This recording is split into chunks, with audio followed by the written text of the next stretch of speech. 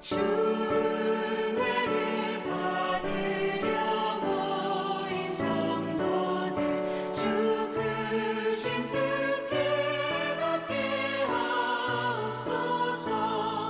내 고통의 멍에를 다 벗게 되니 날 구속하신 이름 찬양하리. 주 우리의 방패와 장검 되시니 나 승리의 주님을 따릅니다. 큰 환난을 당할 때 늘 도우시니 승전가 높이 불러 찬양하리.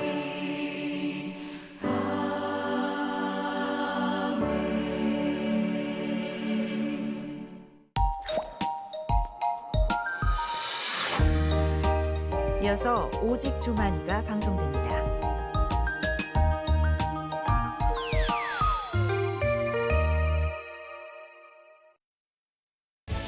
세기를 품고 세상을 섬기는 장로와 신학대학교. 기도와 말씀으로 비전과 꿈을 실현시키는 대학. 110여 년 역사를 통해 한국교회의 디딤돌 역할을 하고 있습니다. 경건의 훈련과 학문 연마로 복음의 실천을 선도하는 장로의 신학대학교는 한국교회와 미래를 이어가는 디딤돌이 되어 아시아의 영혼을 살리는 믿음의 반석이 되겠습니다. 지구촌 이웃들의 고통과 슬픔이 전해질 때마다 전 세계인을 한마음으로 모아주었던 힘, 그것은 바로 복음이었습니다. 국민일보는 복음의 빛을 세상에 비춥니다. 전쟁과 가난, 질병으로 고통받는 사람들에게 사랑과 희망의 복음을 전하고 이단 사이비로부터 교회를 지키고 있습니다. 복음으로 세상을 변화시키는 신문, 국민일보.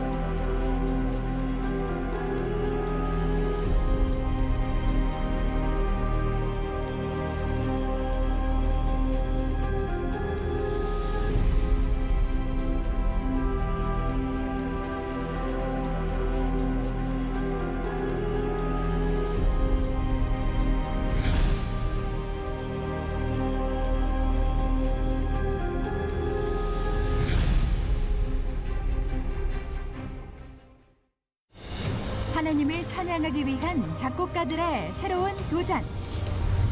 제1회 아가페 교회음악 창작음악제. 아가페 문화재단과 아가페 교회음악 창작공모위원회가 주최하는 이번 공모전은 세례교인이면 누구나 참여할 수 있으며 대상 2천만 원, 최우수상 1,000만 원, 우수상 500만 원, 장려상 200만 원의 상금을 드립니다. 교회 음악 작곡으로 하나님께 영광 돌리기 원하는 작곡자 여러분들의 많은 참여 바랍니다.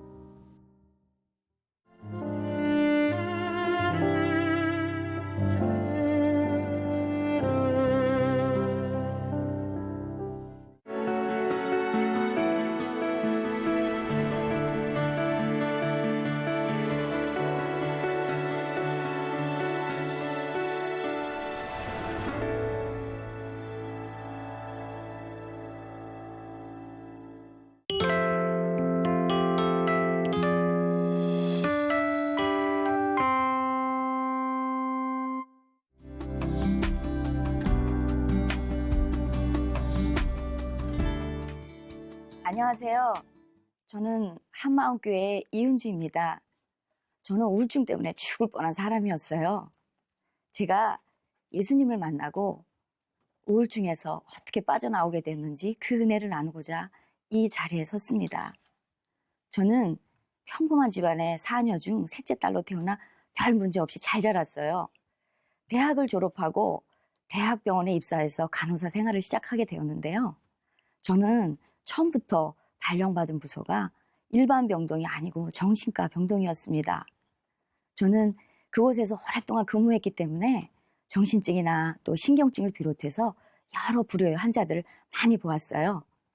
그곳에 입원하는 환자들의 삶이 어떤지, 또 그분들이 어떤 인생을 살면서 정신질환을 앓게 되었고, 또 어떤 고통 가운데 있는지에 대해서 잘 알고 있고 그들에 대한 증인이기도 합니다.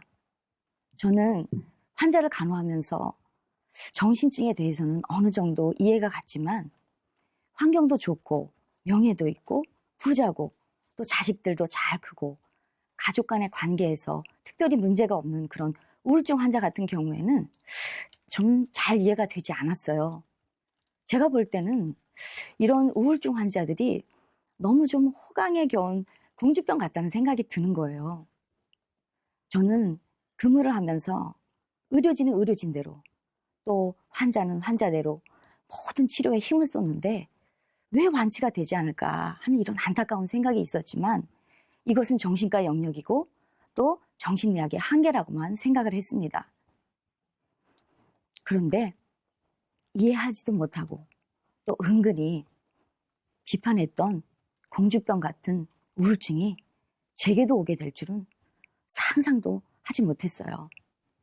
결혼 후 첫 아이를 낳고 산후 조리를 하는 가운데 한 이렇게 열흘 정도 지나서 누워있는데 갑자기 별 이유 없이 제 눈에서 눈물이 막 흐르는 거예요. 그러면서 제 마음이 어떻게 추스려지질 않는 거예요.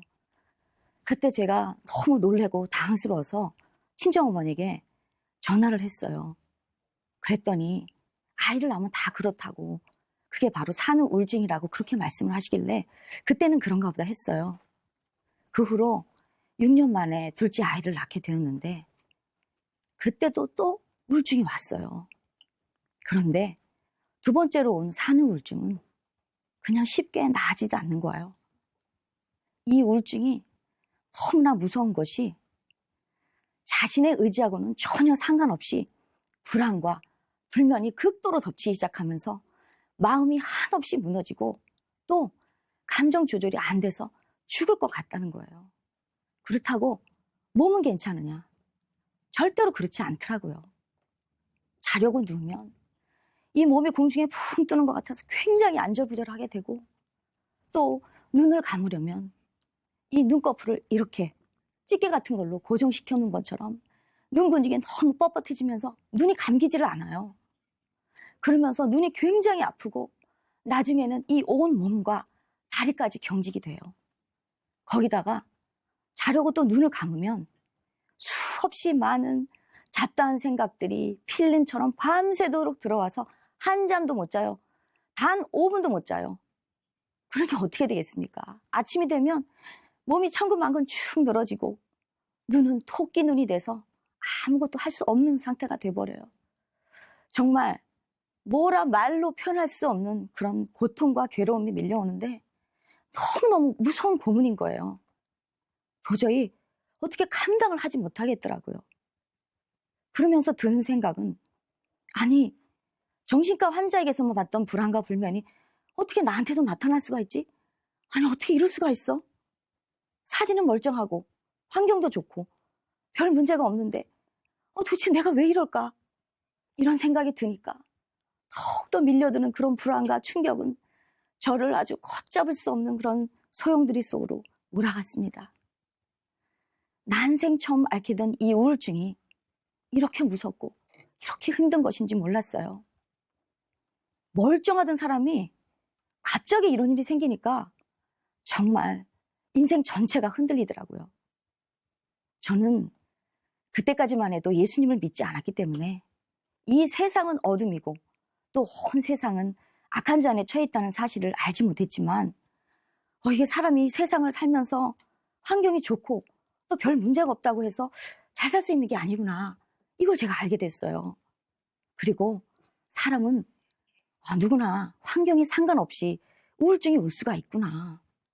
이 우울증이 겉으로 보기에는 우스운 것 같은데 쉽게 낫지를 않는구나. 이걸 제가 알게 됐습니다.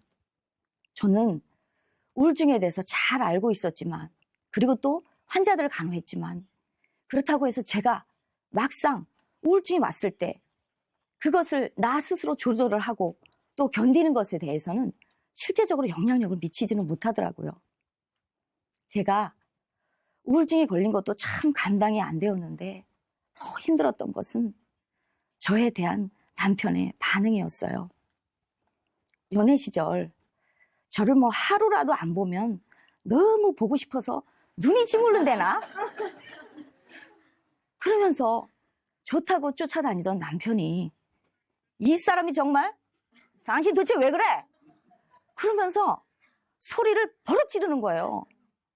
아주 무섭게 화를 내고 냉대를 하는 거예요. 저는 남편이 이런 반응을 보일지 몰랐어요. 왜냐하면 남편은 편안하고 따뜻한 사람이었거든요. 그런데 제가 가장 힘들 때 저를 이해해주기는커녕 그것도 아내를 냉대한다고 생각하니까 이 사람이 지금 내 남편이 맞나? 이런 생각이 들면서 저는 너무나 큰 충격을 받았고 억장이 무너졌습니다. 그러면서 제가 이때부터 남편에 대한 신뢰가 깨지기 시작을 하면서 결혼 생활에 회의를 느끼기 시작을 한 것 같아요. 그리고 정신질환이 생기면 가정이 깨지는 이유가 바로 여기에 있었다는 것을 제가 알게 됐습니다. 잠을 한 잠도 못 자니까 저의 생각은 온통 어떻게 하면 잠을 좀 자볼까에만 집착을 하게 되었고, 나중에는 두 아이를 보게 되는 것도 점점 힘들게 됐어요. 그래서 견디다 못해 제가 근무했던 병원에 정신과 외래를, 그것도 이 갓난아기를 들쳐업고 찾게 됐습니다. 생각할수록 기가 막히더라고요. 정신과 환자를 돌보던 제가, 그것도 우울증이 걸려서 자기가 근무하던 병원에 환자로 진료를 받으러 간다는 사실이 너무 좀 웃기고 황당한 일이잖아요. 저는 이것 때문에 마음이, 자존심이 너무나 상해서 정신과 외래를 찾는 게 정말 죽기보다 싫었어요. 정말 싫었어요. 그런데 우울증은 나아지지 않고 점점 더하고, 그렇다고 아무런 해결 방법도 없고, 그래도 제가 제일 믿을 만한 병원이었기 때문에 제가 근무했던 병원이라 할지라도 제 발로 찾아갈 수밖에 없었습니다. 진단은 산후 우울증이었어요. 약을 먹어야 한다고 해서 이때부터 제가 정신과 약을 먹게 됐습니다. 저는 정신과 약이 어떤 것인지 잘 알고 있었지만 어쩔 수 없이 먹어야 하는 아픔을 감수하면서 먹을 수밖에 없었어요. 약의 효능으로 잠은 좀 잘 수 있었지만 이것이 자연스러운 수면이 아니다 보니까 몸이 늘 피곤하고 힘들었어요. 약 기운 때문에 하루 종일 자고만 싶어서 막상 이렇게 누워요. 그러면 쉽게 잠이 오지를 않는 거예요. 그러니까 이제 그때부터 저의 하루하루가 잠을 좀 잤느냐 못 잤느냐에 따라서 불안에 경중이 결정이 되었고, 저의 하루의 일과가 좌우되었습니다. 그러다 보니까 오직 자나깨나 잠에만 집착해서 사는 잠순이가 됐어요. 약을 먹으니까 살림도 제대로 안 되고, 또 두 아이를 잘 기를 자신이 없어서 자꾸 근심염려가 되더라고요. 그러면서 저도 모르게 우물 안의 개구리처럼 우울증에 철저히 갇힌 삶을 살게 됐습니다. 약을 먹으면서 우울의 증상은 어느 정도 가라앉았지만 완전히 좋아지지는 않은 상태였어요. 저에게 닥쳐온 불행은 이것으로 끝나지 않았습니다. 둘째 아이를 낳은 다음해인 2000년도 4월에 제 인생에 가장 큰 시련을 겪게 되었습니다. 생후 4개월 4일 만에 아기가 갑자기 세상을 떠나게 된 거예요.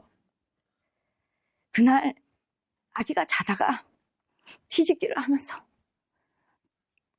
질식이 된 것 같은데, 그러면서 분명 끙끙거렸을 텐데, 엄마들은 자다가도 아기 소리를 다 듣잖아요. 그런데 제가 그날따라 우울증 약을 먹고 팍 떨어져 자는 바람에 아기 소리를 듣지 못했던 거예요. 저는 견딜 수 않는 아픔과 우울의 깊은 수렁으로 빠져들기 시작했습니다. 아기를 먼저 보냈다는 그 아픔과 상처 때문에 사람 만나는 것도 싫었고, 콩튀듯 파튀듯 하는 그런 감정의 요동은 그냥 사람이 일반적으로 겪는 기분의 다운이나 울적한 마음 정도의 수준이 아니었어요. 그야말로 육체적으로나 정신적으로 다 죽이는 소리 없는 살인과도 같아서 그냥 죽고 싶은 마음이 들게 하는 그런 극심한 고통이었습니다. 저는 지금까지 별로 우울증이 걸리기 전까지는 자살에 대해서 생각해 본 사람이 아니었는데, 제가 우울증을 걸리게 되면서 자살하는 사람들의 마음을 알게 됐어요. 한 번은 현재 이런 상황이 너무 싫으니까 며칠 동안 잠에서 깨어나고 싶지 않은 거예요. 그래서 밤에만 먹으라는 약을 낮에도 털어먹고 자게 됐습니다. 그런데 우리 큰아이가 저를 막 흔들어 깨워도 일어나지를 못하니까 엄마가 죽었다고 막 우는 거예요. 이 모습을 본 남편이 저더러 정신이 나갔다고, 아주 미쳤다고 난리를 치면서 야단을 친 적도 있었습니다. 저에게는 남아있는 자식도, 남편도, 가족도, 친구도 아무런 힘이 되지 못했어요. 가족들이 저의 마음을 풀어주고 또 분위기를 바꿔주려고 애를 많이 썼지만 저에게는 아무런 도움이 되지 못했습니다. 저는 그냥 숨이 붙어 있으니까 죽지 못해 사는 삶이었고, 아무런 소망도 낙도 없이 그저 아기 생각으로 눈물의 나날을 보냈습니다. 도대체 내가 무슨 잘못을 그렇게 했길래 나에게 이런 고통을 주느냐고, 하나님을 알지도 못하던 자가 하나님을 막 원망했습니다. 그렇게 살던 그해 어느 여름날, 여동생에게, 한마음교회 다니고 있던 여동생에게 전화가 왔어요. 한마음교회 오늘 여름성경학교 마지막 날인데 교회가 시골이라서 큰 아이를 바람도 쐬어줄 겸 교회에 와서 놀게 하면 어떠냐는 거예요. 그런데 제가 동생의 이 전화가 제 마음에서 별로 거부감이 일지를 않더라고요. 그래서 그러겠다고 약속을 하고 큰 아이를 데리고 한마음교회에 처음 오게 됐습니다. 교회가 시골이라서 그런지 편안하고 좋았어요. 저는 그때까지만 해도 제가 복음으로 살아나게 될 줄은 정말 상상도 하지 못했습니다. 어떤 자매에게 복음을 듣게 되었는데요. 성경대로 사람으로 오셨던 예수님이 우리 죄를 위해 죽고 성경대로 3일 만에 부활하셔서 우리의 주인이 되신 창조주 하나님이라는 거예요. 예수를 주인으로 믿지 않던 죄를 회개하고 예수를 주인으로 믿으면 천국에 갈 수 있다는 거예요. 그런데 제가 이 말씀을 듣는데 저도 모르게 눈이 휘둥그레지더라고요. 다시는 만나지 못할 것이라 생각했던 우리 아기를 천국에서 다시 만날 수 있다는 거예요. 저는 이 만날 수 있다는 이 말 한마디에 제 머릿속이 찌르르하면서 번개를 맞는 것 같았습니다. 아기를 다시 만날 수 있다고? 그러면 죽음이 끝이 아니었네? 그렇다면 천국에 우리 아기가 지금 있다는 거네? 이런 생각이 들면서 너무 감격이 되었고 가슴이 막 벌렁거렸습니다. 그 순간 제가 37년 살면서 한 번도 경험해보지 못한 뭐라 말로 표현할 수 없는 그런 기쁨이 임하더라고요. 그때 저의 이 뒷목과 어깨를 꽉 누르고 있던 무엇인가가 제 몸을 확 빠져나가면서 제 온 몸에 떨림이 왔습니다. 그러면서 머리까지 흔들거렸어요. 저에게 사도행전 8장 7절의 역사가 일어난 거예요. 사람에게 붙었던 더러운 귀신들이 나가고 큰 기쁨이 있었다는 역사가 저에게도 일어났습니다. 저는 지금도 그 놀라웠던 순간을 잊을 수가 없습니다. 어둠이었던 제 마음에 빛이 임하게 되니까 성경의 말씀들이 선명히 들리는 거예요. 복음을 반복적으로 들으면서 그토록 저를 괴롭혔던 그 우울의 증상들이 다 떠나가고 제 마음에 평강이 임하기 시작하는데 제 자신도 믿기지 않을 정도로 너무 놀라웠습니다. 저는 너무 기쁘고 흥분이 돼서 확 날아갈 것 같았어요. 예수님을 만난 그 기쁨과 설레임, 감사와 감격은 제 삶을 완전히 변화시켰습니다. 캄캄했던 집에 스위치를 켜면 모든 살림살이가 한 번에 다 보이는 것처럼 저는 모든 사람에게 흔들리지 않는 믿을 만한 증거인 부활로 성경의 모든 말씀들이 확실히 믿어졌고 풀어졌습니다. 아, 바로 내가 주인이니까 그렇게 불안하고 그렇게 염려하고 그렇게 감정이 요동을 치고 잠을 못 자고 그랬구나. 이게 바로 내가 주인된 죄구나. 내가 주인돼 살았던 모든 죄들을 예수님께서 십자가에서 완전히 죽이시고 부활하셔서 나는 이제 나의 주인이 되어주셨기 때문에 나는 이제 더 이상 우울 자체가 없는 존재이구나. 내 생명도, 내 자식도, 내 남편도, 내 가족도 모든 인생의 주인이 내가 아니고 예수님인 것을 알게 되니까 저는 이 인생의 주관자가 있는 것에 대해서 너무나 큰 충격을 받았고 정신이 번쩍 들면서 쏟아지는 눈물의 회개와 감사가 하염없이 밀려왔습니다. 예수님의 예자만 들어도 눈물이 막 쏟아지더라고요. 부활로 보이지 않는 영적 세계를 알게 되면서 정신질환이 생기는 근원적인 이유가 예수님을 주인으로 믿지 않기 때문이라는 사실을 알게 됐습니다. 하나님께서 저를 왜 그토록 정신과 병동에 오랫동안 근무를 하게 하셨는지도 바로 이때를 위함인 것도 제가 알게 됐습니다. 그때부터 저는 복음만을 붙들었는데 단잠을 자는 거예요. 정신과 간호사였던 제가 누구보다도 잘 알잖아요. 누구든지 정신적인 문제가 생기면 정상적인 생활을 할 수가 없고 또 정신과 약을 단번에 끊는다는 것은 있을 수가 없는 일이거든요. 그런데 저는 복음의 능력으로 약을 단번에 끊게 됐어요. 그리고 자식을 먼저 보내고 그 자식을 가슴에 묻고 불행하다고 생각했던 그 상처와 슬픔과 아픔이 오히려 기쁨과 소망으로 변하게 되면서 그동안 비정상적으로 뒤틀려 있던 모든 것들이 완전히 회복되었습니다.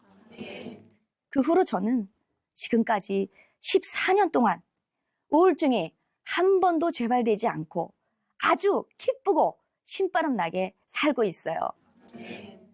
저는 세상 약물로 정신질환을 완치할 수 없다는 사실을 잘 알고 있습니다. 그러나 세상에서 완치할 수 없는 정신질환도 복음의 능력으로 완전히 치료될 수 있다는 사실을 저의 경험을 통해서 알게 됐습니다. 제가 예수님을 만나고 한 2, 3년 정도 지나서 길을 가다가 예전에 제가 간호했던 환자를 만나게 되었는데요. 제가 그때 은근히 공주병이라고 생각했던 분이었어요. 그런데 그분이 아직도 우울증 약을 먹고 있다는 거예요. 벌써 15년 이상이나 약을 먹고 있더라고요. 저는 복음의 능력으로 단번에 치유가 되었는데 이렇게 확실하고 간단한 방법이 있는 건 몰라서 많은 사람들이 많은 시간과 많은 돈을 들여도 여전히 고통 가운데 있는 것을 보니까 제 마음이 너무 안타깝고 아팠습니다. 제가 그래서 그때부터 저처럼 우울증으로 고통받고 있는 분들에게 복음을 열심히 전하고 있고 또 그분들과 함께 작은 교회를 하고 있습니다.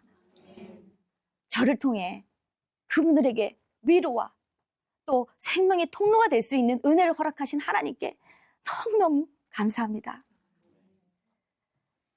우울증의 굴레에서 절대로 빠져나오지 못하고 비참하게 죽을 수밖에 없었던 저를 살려주신 예수님 때문에 저는 이제 이 세상에서 가장 기쁘고 가장 행복한 사람이 되었습니다. 혹시 우울증이 있거나 정신적인 문제 때문에 고통 가운데 계신 분이 있다면 저처럼 반드시 부활하신 예수님을 만나야만 해결이 됩니다. 다른 방법은 절대 없습니다. 하루속히 부활하신 예수님을 만나서 치유받고 기쁘게 사시기를 간절히 소망합니다. 감사합니다.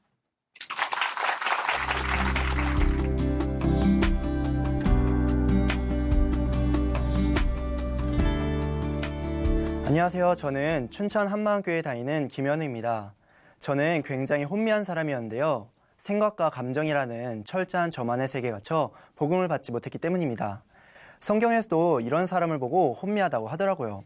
그러나 부활하신 예수님을 만나고 그분이 저의 주인 된 후로는 제 안에 갇혀있던 혼미한 삶에서 벗어나 하나님께서 원하시는 복음 증거의 사명을 감당하는 사명자로 세워진 걸 이 시간 말씀드리고자 합니다. 저는 생각이 굉장히 복잡하고 혼미했었는데요. 제가 그렇게 된 이유는 제 어린 시절을 시골에서 보내게 되면서부터였어요.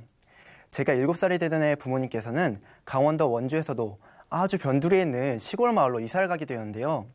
제가 이사할 집에 처음 갔을 때 저희 집 반경 1km 안에는 사람이 살지 않았어요. 그러다 보니 당연히 물도 없고 전기도 없고 가스도 없고 심지어 길도 없는 마치 무인도와 같은 곳에 정착하게 되었습니다. 이런 곳에서 산다고 하니까 저는 눈앞이 깜깜했는데요. 아무리 둘러봐도 놀만한 게 보이지 않았기 때문이었어요. 어린이들에게 노는 건 생명이잖아요. 이 생명 같은 놀이를 하지 못한다면 저는 꿈도 희망도 없이 낙심과 좌절에 빠질 것만 같았어요. 그래서 저는 강한 의지를 가지고 혼자 노는 법을 터득하기 시작했는데요. 그것이 바로 공상이었습니다. 이 공상이 제 머리를 복잡하게 할 줄은 꿈에도 몰랐는데요. 저는 만화책이나 TV에서 멋진 장면들을 보면 그걸로 공상을 하기 시작했습니다. 제가 그 만화 속 주인공이 되는 것을 상상하며 상과들을 막 뛰어다녔는데요. 공상은 하면 할수록 너무나 재밌었어요. 저는 슈퍼 히어로가 되었고 적들이 제게 주먹을 날리면 저는 손가락 하나로 탁탁 쳐냈고요. 또 제가 손가락 한번 탁 튕기면 적들은 순식간에 으악 하며 하나둘 그 자리에 쓰러지는 거예요. 그렇게 제가 지구를 구하고 사람들 환호를 받는 상상을 하는데 야, 정말 세상을 다 가진 것 같았어요. 그렇게 저는 공상에 점점 빠져들어가게 되었는데요. 어느 정도로 빠져들었냐면 저는 공상을 하기 위해 별도의 노트까지 만들었습니다. 일명 공상 노트였죠. 거기엔 장르별로 스포츠, 자동차, 동물, 삼국지, 만화, 캐릭터 등을 그려놓았었고 그날 입맛에 맞게 그걸로 공상을 했습니다. 오늘 야구가 좀 땡긴다 싶으면 스포츠 분야에 야구 선수 그림이 그려져 있는 것을 딱 펴고 하면서 묵상을 하는 겁니다. 그러면 저는 어느새 그 그림의 선수가 되어 마운드에 서게 되고 그때부터 또 스토리를 짜면서 공상을 했습니다. 이런 식으로 한 분야로 공상을 하다 또 다른 분야로 넘어가고 그렇게 하니까 24시간 365일을 공상을 할 수 있었어요. 심지어 공상은 움직이지 않아도 되니까 자면서도 공상을 하다 잠들었습니다. 근데 이렇게 공상을 많이 하다 보니까 문제가 생기기 시작하더라고요. 처음엔 제가 하고 싶어서 머리로 스토리를 짜고 공상을 했는데 나중엔 제 의지와 상관없이 어떤 생각이 들어오고 거기에 쑥 빠져들어가는 거예요. 그러다 보니 생활에도 지장을 많이 받게 되는데요. 평소에 사람들과 대화를 하다가 어떤 생각이 하나 들어오면 거기에 꼬리를 물고 또 꼬리를 물어서 이 머리가 엄청 복잡해지는 거예요. 사람들은 그런 저를 보며 멍하다고 말하기도 했습니다. 그렇게 복잡해지기 시작한 머리는 중고등학교를 거치면서 더욱 심해졌는데요. 고등학교 때는 어떤 문제가 생기면 그걸 생각하다가 머리가 복잡해져서 결국 결론을 못 낸 적이 많았어요. 예를 들면 선후배 간의 질서를 잡아야 하는데 그냥 지적해주면 되는 걸 혼자 제가 왜 그랬지? 혹시 우리한테 문제가 있는 거 아닐까? 아니야, 선생님들한테 문제가 있는 것 같아. 아, 그럼 선생님들을 뽑은 이사장님이 문제네 하면서 엉뚱한 길로 빠졌습니다. 하지만 겉에서 볼 때 멀쩡해 보였죠. 그냥 인상 쓰고 앉아있으니까 사람들은 저를 생각이 깊은 아이로 봐주었어요. 사실 생각이 깊긴 깊었는데 너무 깊어서 지하로 파고 들어가 있었죠. 그렇게 복잡한 생각 가운데 저는 철저한 저만의 세계에 갇히고 있었습니다. 그러다 춘천에 있는 강원대학교에 입학하게 되면서 저는 한마음교회에서 운영하는 기숙사에 들어가게 되었는데요. 기숙사에 들어간 첫날 저는 기숙사에 짐을 놓자마자 형들한테 인사도 안 하고 근처에 살던 후배를 만나러 가버렸어요. 사실 형들한텐 별 관심이 없었거든요. 그렇게 개념도 없고 자기밖에 모르는 저였지만 형들은 친절하게 대해주시더라고요. 그러면서 형들이 제게 복음에 대해 알려주기 시작했는데요. 사실 이 복음이란 말은 많이 들어봤지만 뭘 의미하는지 몰랐습니다. 근데 이 복음이란 게 예수님이 우리 죄를 위해 죽으시고 3일 만에 다시 살아나셨다는 거예요. 특히 이 부활은 예수님이 하나님이란 증거고 또 역사적인 사실이라는데 저는 이 말씀을 들을 때마다 이 머리가 너무 복잡하고 또 항상 감정적으로 말씀을 받았던 터라 이 부활이라는 사건이 별 감동이 안 오니까 믿을 수가 없겠더라고요. 그래서 형들은 제게 예수님의 부활은 네 감정과 상관없는 역사적인 사실이야 이렇게 말했지만 저는 느낌이 오는데 어떻게 믿어요? 하면서 복음을 전혀 듣지 못했습니다. 그렇게 복음에 대해 듣기 시작하면서 저의 혼미한 정도는 점점 심해졌는데요. 급기야 이 말씀을 들을 때마다 머리가 너무 복잡하니까 두통이 몰려오더라고요. 그래서 형들이 말씀을 나눠주면 저는 머리를 붙잡고 하고 있기도 했고요. 또 이게 머리가 복잡하니까 무슨 얘기를 해줘도 나중에 기억이 안 나는 거예요. 그래서 저희 작은 교회 일꾼형이 말씀을 뜨겁게 나눠주면 이제 알겠네요. 이러다가도 말씀이 끝나고 형이 뭐가 졌냐고 물어볼 때는 기억이 안 나는데요? 라고 하든지 아니면 제가 알고 있는 지식으로 대충 얼버무리기 쓰였습니다. 왜냐하면 정말 머리가 하얗게 돼서 아무것도 기억이 안 났기 때문이었어요. 그리고 말이 헛나간 적도 많았는데요. 하루는 밖에 나갔다 기숙사에 들어왔는데 정말 비틀거릴 만큼 머리가 복잡한 거예요. 이제 그렇게 들어와 앉아 있는데 저보다 4살 많은 형이 다른 형들과 집안 얘기를 하고 있었습니다. 무슨 내용인지 자세히는 기억이 안 나지만 그 형이 어머니에 대해 말하면서 우리 엄마가 이러이러하셨는데 이렇게 됐어 하는데 그게 너무 충격인 거예요. 그래서 제가 니네 엄마가 그러셨어요? 하고 물어봤고 저는 그 이후로 형들에게 니네 엄마로 불리게 되었습니다. 이 머리가 너무 복잡하니까 생각하지도 않은 말이 막 나가더라고요. 그렇게 혼미함을 극도로 달리던 어느 날 저에게 이젠 이런 생각까지 들어왔습니다. 예수님의 부활이 역사라는데 역사가 거짓이면 어떡하지? 정말 어이없고 말도 안 되는 생각이었는데 이 생각이 한번 들어오니까 머리에서 떠나질 않는 거예요. 그러다 보니 저는 이 혼미한 생각에 완전히 빨려들었고 그때부터 예수님의 부활을 더 믿을 수가 없겠더라고요. 제 신앙은 완전히 패닉 상태가 되었습니다. 그 다음부턴 이 의심을 떨쳐내려 해도 떨어지지도 않고 생각 자체를 안 해봐도 소용이 없더라고요. 심지어 부활의 역사적인 자료들을 확인해봐도 의심은 사라지지 않았습니다. 그렇게 의심은 어딜 가든지 제 삶에 발목을 잡았어요. 좋아질만 하며 의심에 무너지고 좋아지면 또 무너지는 것을 거의 4년 동안 반복했습니다. 그렇게 신앙생활을 하던 어느 날 저에게 이젠 이 의심이 감당할 수 없게 들어온 거예요. 또다시 무너지는 저를 보면서 속으로 생각했습니다. 내가 죽을 때까지 이 의심하고 싸워야 되나? 생각해보니 평생 이 싸움을 한다는 게 진이 빠져서 못할 것 같더라고요.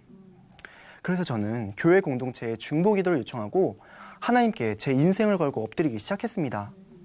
그렇게 엎드린 가운데 마침 부활절을 맞이했고 목사님께서는 저를 비롯해 공동체 안에 의심이 드는 지체들을 위해 부활을 섬세하게 짚어주셨어요. 그때 목사님께서는 성막에 대해 말씀하셨는데요. 저는 부활에 대해 말씀하실 줄 알았는데 갑자기 웬 성막을 말씀하시나 했어요.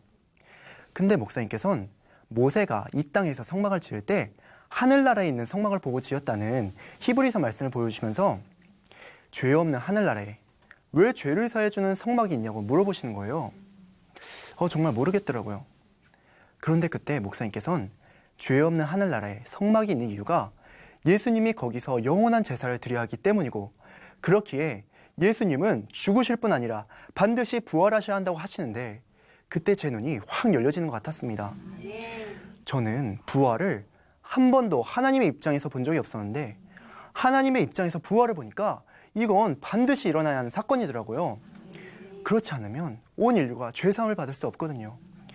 온 인류의 죄사함을 위해선 예수님이 반드시 부활하셔야 한다는 게 하나님의 입장에서 보여지는 순간, 아, 예수님은 정말 부활하셔야 되는 거구나. 부활하셔야만 하는 거구나 하는 생각이 들었습니다. 예수님이 십자가에서 죽고 끝날 수가 없는 거더라고요. 만약 예수님이 부활하지 않았다면 예수님은 영원한 제사를 드릴 수 없는 거고, 그러면 고린도전서 15장 17절 말씀같이 온 인류는 죄 가운데 거해야 하는 거더라고요. 그러면서 생각이 되었습니다. 예수님의 부활은 이렇게 하나님이 보실 때에도 반드시 이루어져야 하지만 성경적으로 역사적으로도 확실한 증거가 있는데 왜 의심이 되고 혼미되었을까 하고 말입니다. 그렇게 고민하는 가운데 성령께서는 제 관점이 잘못되었다는 것을 깨닫게 해주셨어요. 바로 부활을 이 세상 임금 마귀가 주는 의심, 곧 이 세상 관점으로 접근했기에 아무리 확증을 해도 의심이 들어오면 거기 걸려 넘어졌던 거더라고요. 역사는 진짜일까?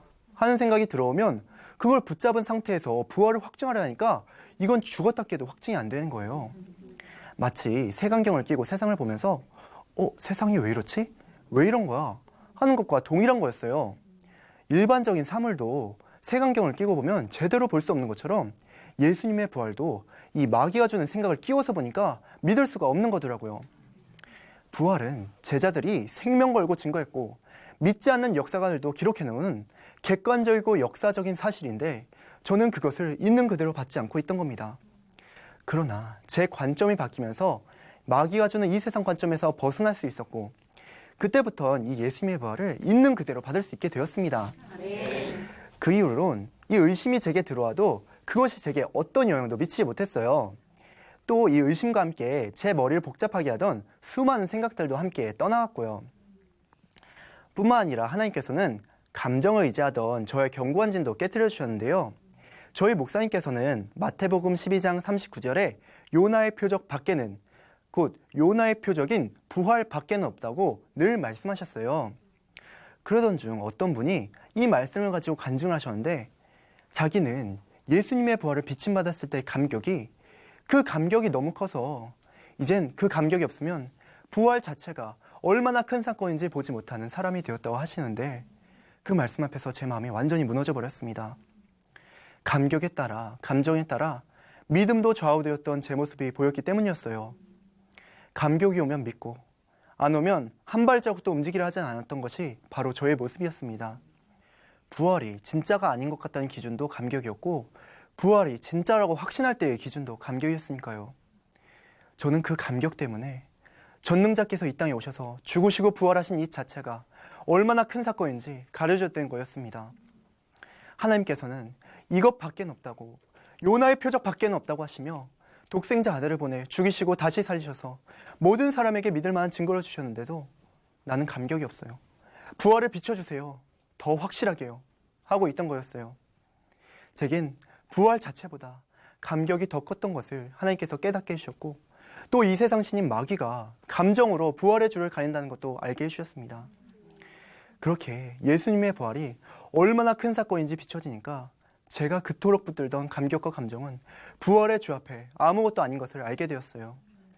그 감격, 감정이 뭐라고 전능자께서 보여주신 부활의 표적 하나로는 만족하지 못하던 제 모습이 보여지는데 너무나 회개가 되었습니다. 그러면서 하나님께서 이렇게 물으시는 것 같았어요. 도대체 뭐가 더 필요하니? 어떻게 더 해줘야 네 믿음이 확실해질 것 같니? 이 물음 앞에 눈물이 쏟아졌습니다. 예배 시간이건 말건 회개가 되는데 주님 다시는 당신이 이 땅에 오셔서 죽으시고 부활하신 이것보다 다른 것을 더 붙들지 않겠습니다. 당신이 오셔서 제게 확실한 증거를 주셨고 또 저의 주인이 되어주셨는데 감정 하나에 이 모든 것을 물거품을 만들지 않겠습니다. 라는 고백이 되었어요. 그러고 나니 그제서야 목사님께서 왜 그토록 요나의 표적 밖에는 없다고 하셨는지 알 것 같았습니다. 이 세상 그 어떤 것도 이 부활, 이 증거보다 큰 것이 없기 때문이었어요. 왜냐하면 이건 전능자께서 이 땅에 직접 오셨다 가신 사건이었기 때문이었습니다. 그 이후로 저는 예수님의 부활을 확실하게 붙들게 되었습니다. 혹시나 예전처럼 감정이 높아지려 하거나 혼미한 생각이 들 때면 생각했어요. 지금 나에게 어떤 것이 가장 큰가? 그러면서 저는 이 부활의 주님보다 더 높아지려고, 더 커지려고 하는 것들을 끊으며 이 부활하신 예수님을 붙들었고, 그때마다 이 복음의 능력과 함께 큰 기쁨이 많은데 정말 천국이 따로 없었어요. 그리고서 얼마 후 학교 기독교 동아리로 등록돼 있는 한마음 성교회 동아리 홍보 기간이 있었는데요. 주로 신입생들이 대상인데 이 복음과 홍보와 함께 복음도 증가합니다. 제가 이 부활이 너무나 확실해지니까 얼마나 뜨겁게 복음이 증거되는지 정말 제 입에서 불이 나가는 것 같더라고요. 또 제 말을 듣는 학생들도 쫙 몰입되는 게 느껴지는데 예전에 의심이 들어 확실하게 복음도 증가하지 못했던 제 모습과 비교해보니 정말 엄청난 변화란 걸 알 수 있었습니다. 이제는 캠퍼스든 공원이든 택시든 심지어 지하철까지도 가릴 거 없이 어디서든 담대하게 복음을 증가하고 있습니다. 뿐만 아니라 혼미함이 떠나가고 감정에도 치우치지 않게 되니까 삶이 변하기 시작했는데요. 먼저 형들을 대하는 태도가 달라졌습니다. 예전엔 생각이 꼬리에 꼬리를 물어 이 머리가 복잡하다 보니 형들과의 관계조차 망각한 적이 많았는데요. 그랬던 제가 이젠 형들을 형답게 대하는 아주 예의 있는 사람으로 바뀌었습니다. 예전처럼 형들에게 생각나는 대로 막말하던 게 사라지고 정상적인 대화가 되니까 저에게 니네 엄마란 별명도 사라졌어요. 또 저를 항상 따라다녔던 개념 없다는 얘기도 어느 순간부터 안 들리기 시작했고요. 지금은 오히려 형들이 쓴소리를 해도 형 죄송해요, 제 마음 알죠? 하면서 형들의 마음을 녹여버리는 사람이 되었습니다. 또 부모님과의 관계도 너무 좋아졌는데요. 그동안 저만의 세계에 갇혀 부모님을 신경 써드린 적이 없었는데 이 머리가 맑아지니까 부모님께 잘해드리고 싶은 마음이 들더라고요. 특히 아버지와의 관계가 좀 서먹서먹한 게 있었는데요. 예전 같으면 그 감정대로 따뜻한 말 한마디 없이 아버지를 대하고 한 공간에 있어도 별 얘기도 안 하고 지냈을 텐데 이 부활하신 예수님을 만나고 나니까 제 감정에 상관없이 말씀에 순종하게 되더라고요. 그래서 하루는 서먹서먹한 제 감정대로가 아니라 사랑하라는 주님의 말씀대로 아버지를 안아드렸거든요. 그랬더니 그때 제 안에 뜨거운 사랑과 기쁨이 부어지는 거예요. 정말 너무나 놀라웠습니다. 요즘엔 방학이나 쉬는 날을 택해 부모님의 일손을 도와드리고 있는데요. 저희 집이 여전히 시골 촌동네다 보니까 수학철 같은 때 할 일이 너무 많은 거예요. 거기다 소도 여러 마리 키우고 있어서 두 분이서 하시기엔 무리가 있거든요. 그렇게 가끔씩이라도 도와드리면 부모님께서 너무 좋아하시더라고요. 더 많이 도와드리지 못하는 게 아쉽기도 합니다. 그리고 또 생각이 복잡하지 않으니까 머리가 얼마나 맑고 단순해졌는지 모르겠어요. 이젠 머리가 복잡해서 두통이 오는 경우는 찾아볼 수가 없고요. 어떤 문제가 생겨도 생각이 엉뚱한 길로 빠지는 경우도 없습니다. 오히려 잡생각이 안 들어오니까 공부할 때 집중이 잘 돼 성적이 계속 올라가더라고요. 뿐만 아니라 머리가 맑아서 이 판단 결정하는 게 쉬워지니까 지난 학기 땐 동아리 회장을 맡아 여러 가지 행사를 계획하고 또 성공적으로 진행하기도 했습니다. 정말 복음의 능력과 하나님의 은혜가 아니면 있을 수 없는 일이었죠. 지금은 한마음기숙사 하나를 맡아 후배들과 함께 생활하고 있는데요. 정말 목사님께서 제가 변하면 우리 교회는 다 변할 수 있습니다. 이렇게 말씀하실 만큼 혼미했던 제가 이 기숙사 일꾼까지 맡고 있다니 가끔은 저 스스로도 이런 사실에 놀라곤 합니다. 저는 누군가를 말씀으로 인도해 줄 수 있는 사람이 아니었거든요. 제 문제도 해결이 안 되는데 다른 사람을 이끌어준다는 건 상상도 못했어요. 그치만 부활하신 주님을 만나 제 모든 문제가 해결되고 또 이 부활이 너무 확실해지니까 이젠 사람을 끌어줄 수 있겠더라고요. 복음에는 이렇게 능력이 있습니다. 아무리 복잡하고 혼미한 사람이라도 전능자께서 오셨다 가신 이 복음이면 다 변합니다. 저도 변했고요. 이렇게 저를 혼미한 데서 불러내어 주님의 일꾼 되게 하신 하나님께 영광을 돌리며 제 간증을 마치겠습니다. 감사합니다.